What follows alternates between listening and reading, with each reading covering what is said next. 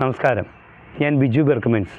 എൻ്റെ ഏറ്റവും പുതിയ മരിയൻ ഡിവോഷണൽ ഗാനമായ നന്മ നിറഞ്ഞ മാതാവേ എന്ന ഗാനം ഇതിനോടകം നിങ്ങൾ ഏറ്റെടുത്തതിൽ ഞാൻ എല്ലാവർക്കും നന്ദി പറയുന്നു.